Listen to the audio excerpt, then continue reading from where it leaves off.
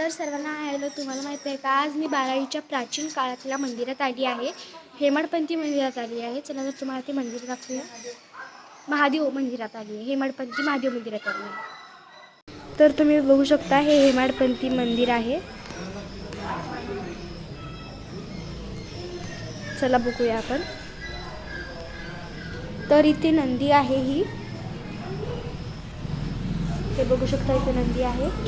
आणि येथे हे गणपतीचं मंदिर आहे. तुम्ही बघू शकता येथे. आणि इथे देव उदबत्त्या लावू शकतो. तर इथे सरस्वतीचं मंदिर आहे. तर आपण मंदिरात जात आहोत. शांत.